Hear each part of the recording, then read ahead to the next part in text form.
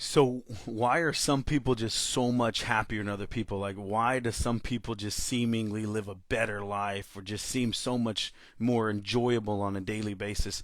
So I'm going to walk you through three of the top 10 action items. So three of them, because this would be a long if we went through all 10, but three of the top 10 action items of things that I do on a regular basis to form habits that just make my life better and more enjoyable. So I'm going to cover all that. Just wait. We'll go over a lot of different stuff. My name is Ozzy Ramirez. I run a real estate team out of Houston, Texas called the AskOzzy.com real estate team. And we're with EXP and Agents Empowering Agents. I just love coaching and helping agents. I also just love helping people in general. So I want to share with you things that have absolutely changed my life, that I do on a regular basis, that I help the people that I work with, the people that I live with, everybody like to work through these things so that they naturally become happier in life too, and all of our quality of life just gets better. So I'll get straight into it. Number one, we want to work on the questions that we're asking ourselves. So the biggest and easiest thing you can implement on a regular basis, almost on a daily basis, that can help you be more enjoyable, live a better life, better quality of life, and be happier is what you do for yourself and what you do for others is you go ahead and start asking better questions. And I'll give you the best action. So on a regular basis, I'm pretty sure you, your family, or whatever, when you get home, whether it's your significant other, your kids, your wife, or whatever, you get home and you ask the question, how was your day? And I'm not saying that's a horrible question, but it's not a great question. And the problem is it can be a very loaded question at the end of the day. Let's think about it. How was your day? Usually you're asking that question at like 4:30, 5 o'clock, 6 o'clock. You're asking that question at a part of the day when most people have they've lost all their energy, their self-control's gone, things have been difficult. They get to the point of the day where they probably got their ass kicked all day, and then you're going to ask them a loaded question of how was your day? And I know I can be like this. Most people are like this. What happens when you ask that question at that time of the day is you're going to get kind of a crappy response most of the time, and people are going to say, well, let me tell you what happened today. Such and such said this, and such says that, and blah, blah, blah, and do you know what happened? And I got pooped on all day, and they give you they give you the bad part of the day, which it doesn't help them. It definitely doesn't help you, and I bet you it wasn't a very enjoyable conversation because now you feel like a therapist, and it becomes a little bit difficult. What I'm not saying there's anything wrong with that. Sometimes people just need a vent. However, if you do this one thing, it can change your life. So instead of asking how was your day, start asking these questions.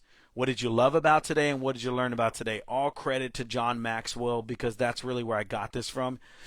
What'd you love about today? What'd you learn about today?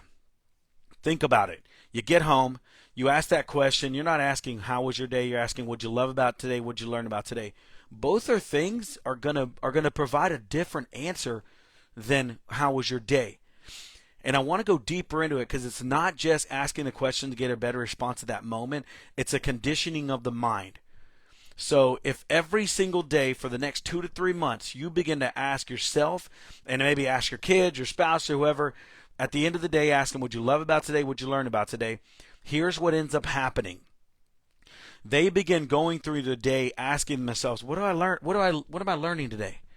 What am I learning? I'm seeking education because I want to know what I'm learning so I can go report back to Ozzy or whoever you're asking the question to or whatever.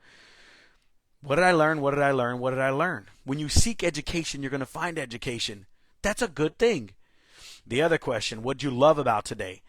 Same thing. When you seek what you love about life, when you seek what you love about the day, you're going to start looking for the things you love about today and not focusing on the crappy things that may end up happening to you that day.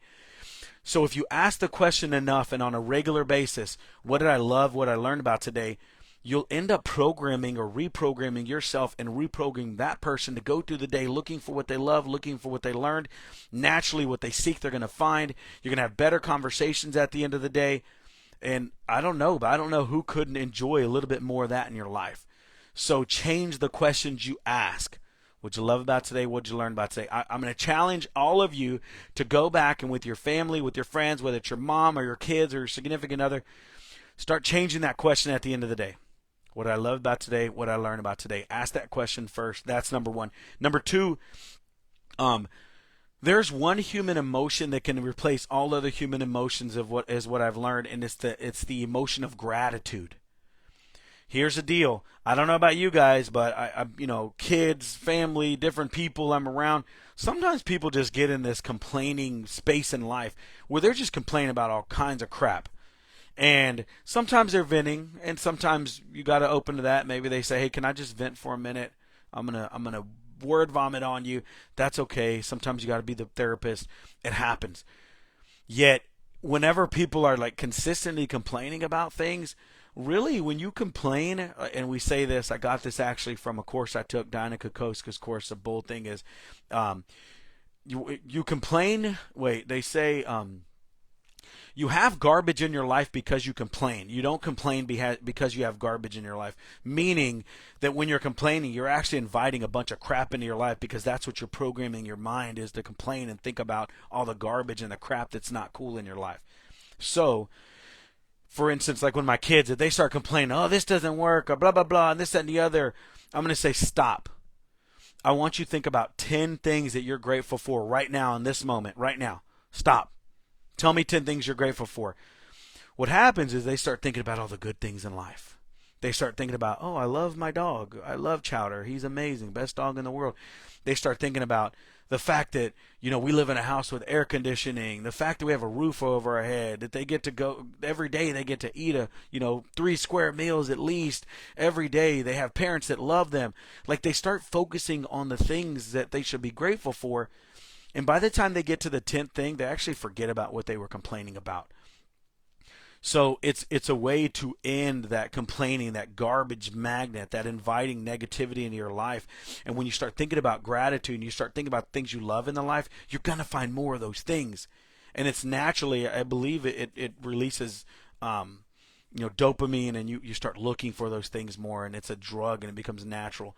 So those are the first two things. Ask the better questions. What did you love? What did you learn on a daily basis? When someone starts to complain around you, when you start to complain, ask yourself, what am I grateful for? What am I living in gratitude?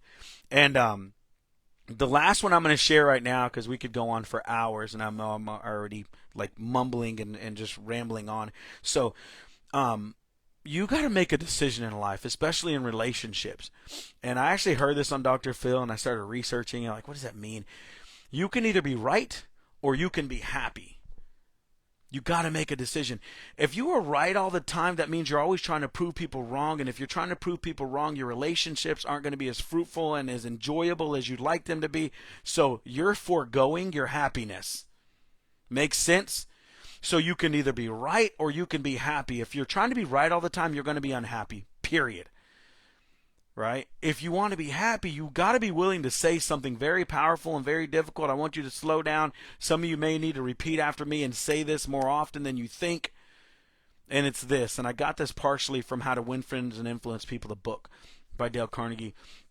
And it's willingness to say this: I am wrong more often than I'm right, so there's a good chance that I'm wrong on this matter that we're talking about right now. Repeat it with me. I am wrong more often than I'm right, so there's a good chance that I'm wrong on this matter that we're talking about right now.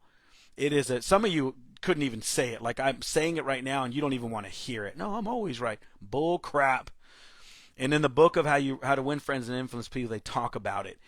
It says even the most genius, intelligent, or most foremost leaders of the world, presidents and leaders, thought leaders, they're willing to admit that they're probably wrong 50% of the time or more.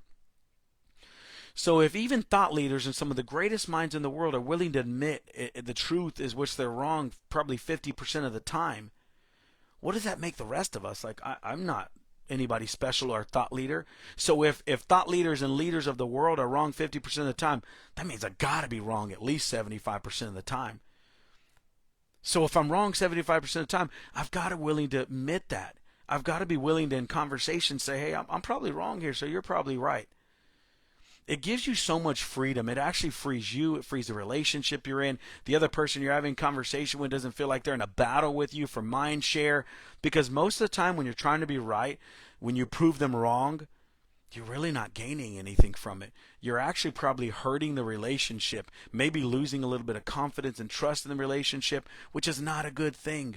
What's the purpose of life? We live through this life to love and live a better life and have relationships. So you got to be willing to admit that you're either going to be right or you're going to be happy, and be willing to admit that I'm wrong a lot. So there are the three things, guys. Change your questions. What'd you love about today? What'd you learn about today with your family and significant others and people you love? Ask those questions. They're better questions other than, how was your day, which ends up loaded most of the time. Ask yourself, what are 10 things I'm grateful for? Whenever you're feeling in a pity party or complaining, ask yourself, what are 10 things I'm grateful for? Get into that. It'll change your thinking. And the last one, guys, willing to admit you're wrong, or willing to admit that you're wrong more often than you're right, and stop trying to be right and instead start trying to be happy with that. So, guys, there's a lot more. I've got a list of things that I'm always writing down and trying to take my thoughts and put them into a place. I want to share them with people. These are things that have brought great value to my life, that have made my quality of life better, made my relationships better. I'm not perfect. I'm a work in progress like anybody else in this world. But what I've learned and what's helped me, I want to share with everybody. I want everybody to win. I want everybody to experience better relationships, better love, better business, better everything I possibly can, because none of this crap is mine in the first place. God's blessed me with so much, and I just want to share it with everybody. You can't outgive God. That's why I do these things. I want to give you everything I possibly can. So I hope this helped at least one person today. I hope it helps you think about things and live a better life and just be happier in general. I hope it helps you have better relationship with people you love. And if it did, please let me know and just continue on this journey of growth with me. And I love you guys, and I want you to live a better life. And if you ever need anything, just holler at me. Talk to you later. Bye-bye.